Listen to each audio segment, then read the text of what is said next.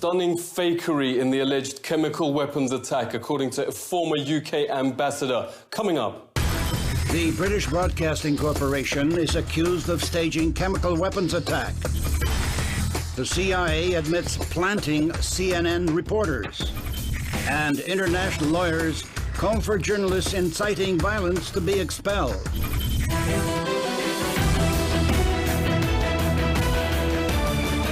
August 2013, and NATO leaders can't get the public on side for the imminent bombing of Syria.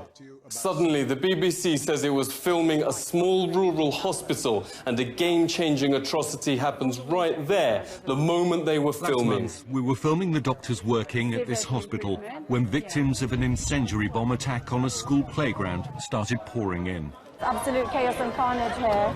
It must be some sort of napalm. But a highly sceptical public stayed hostile to military intervention.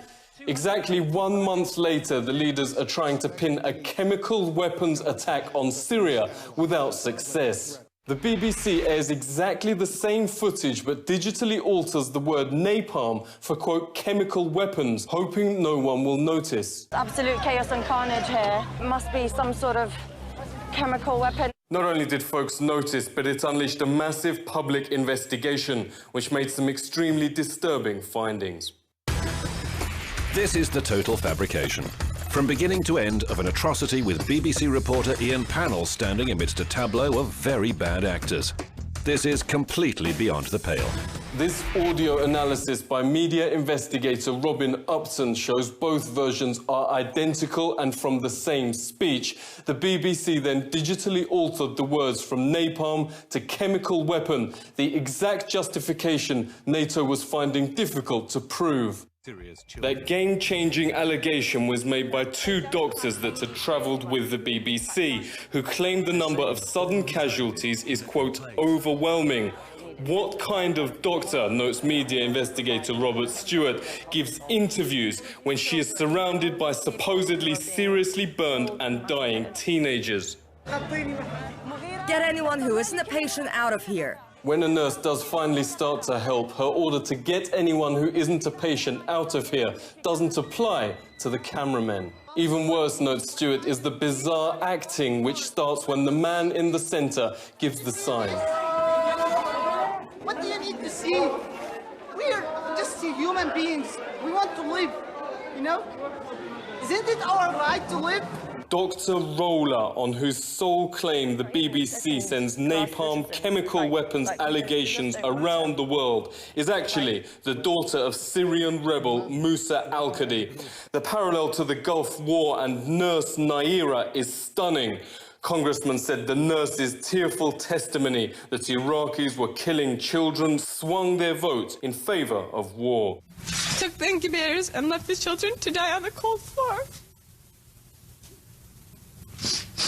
Nurse Naira became the mainstream's darling, but once the vote had safely passed, she admitted inventing the whole thing and was actually the daughter of the Kuwaiti ambassador to Washington, lying to get the public to back war. UK Member of Parliament George Galloway joins us. Thank you very much for coming on. Why do we get almost identical claims before each war, which then prove lies?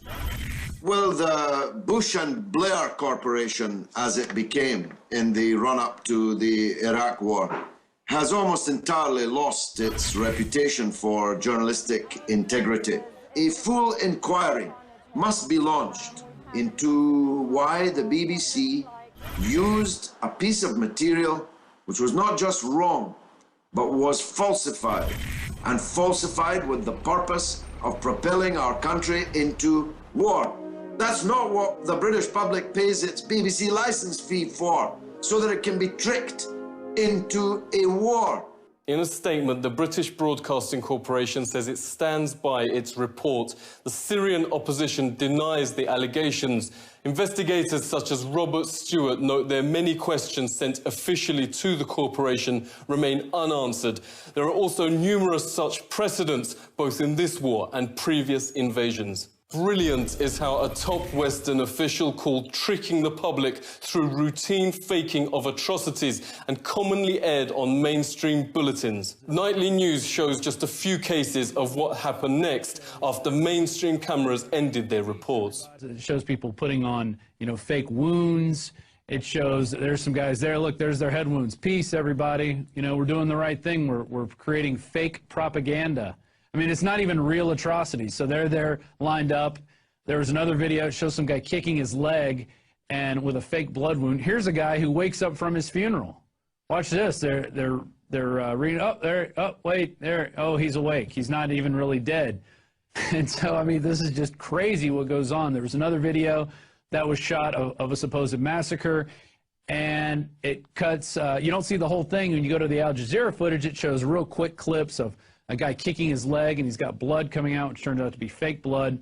The so-called activists behind the fakes are by far the most popular source, despite them never being verified and regularly disproved as fabrications to justify more NATO arms. The term activist may sound like a well-meaning Western campaigner or charity, but the Foreign Policy Journal notes it's just newspeak for insurgents. The official source on Syria casualties, or what mainstream claims is official, is impressive-sounding organization the Syrian Observatory for Human Rights. Reuters exposed the fact 3 years ago it was not an organization at all, or even working in Syria. It's a single pro-insurgent supporter living in Coventry, England. Here pictured at the Foreign Office after instructions from Britain's Foreign Minister himself. In leaked footage, ordinary Syrians told the BBC they're tired of its lies and the insurgents they're cheerleading are a tiny minority led by foreign gangs.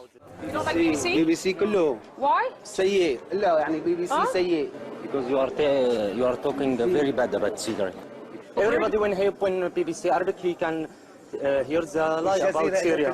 Al Jazeera and Al But maybe Syria is like any country. Some people support and some people don't everybody support. support. So Syria is different. There is very little people. Maybe 10,000 like that. But the most of people, 22 million, 23 million persons support Bashar al-Assad. But even and we have not demonstration, we have armed gangs. Pro-war media is forced to resort to colossal lies since intelligence chiefs revealed to America's top investigative reporter, Sy Hersh, quote, Obama's cronies are making it up. All the evidence actually points to the jihadis staging the chemical attacks. The attack was not the result of the current regime, the high-level intelligence officer wrote in an email to a colleague. The guys are throwing their hands in the air and saying, how can we help this guy, Obama, when he and his cronies in the White House make up the intelligence as they go along, said a former senior intelligence official. The distortion, he said, reminded him of the Gulf of Tonkin incident. Well, the president wants a white one. He wants a white one?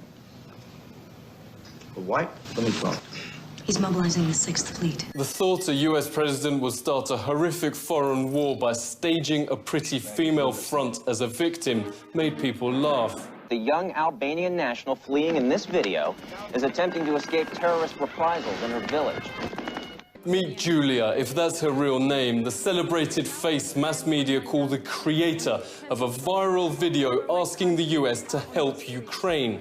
It was actually created by the State Department's National Endowment for Democracy to mask the fact Washington joined Ukraine's thugs and murdered their way to power. A leaked phone call with EU Foreign Minister Ashton revealed the opposition planned and executed the infamous sniper violence of Kiev, shooting both the police and their own supporters in the back.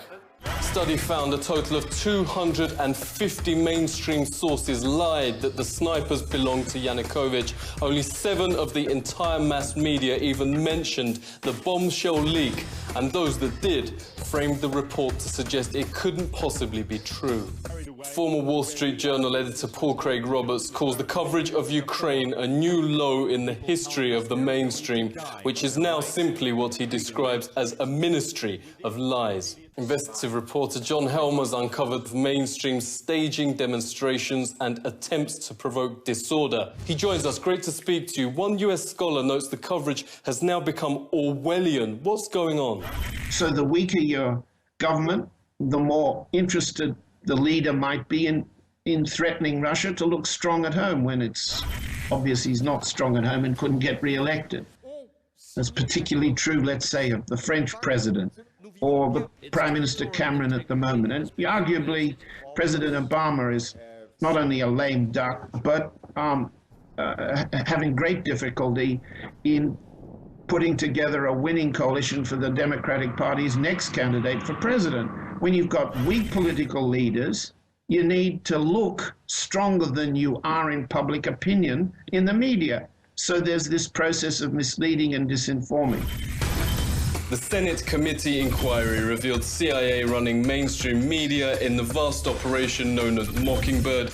More than 400 journalists and media chiefs claiming to watchdog the government were the exact opposite, joining to mask US government crime at home and abroad. The operation continues despite agency denials. Counterpunch discovered CIA imposing agents on firms like CNN.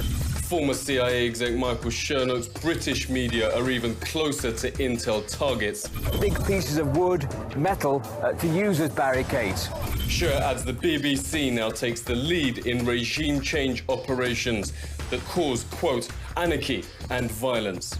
Let's speak to Francis Boyle, Professor of International Law at Illinois University. Great to talk to you. How can nations stop war media that now perform the CIA's covert operations? Certainly have their visas revoked and sent packing home, because I really don't understand why some of these countries keep, European journalists, certainly in the United States, why they let them into the countries.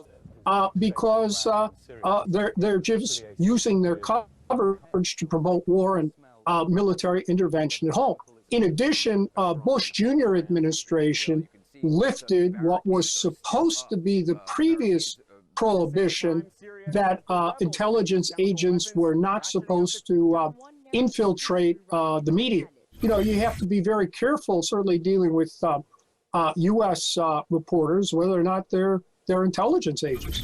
Banning active units of the military, also known as war stream media, shows how serious the situation now is. Their policies aren't popular with their own viewers. Mainstream audiences are in free fall. CNN and MSNBC have shed half their entire viewership in the last year alone.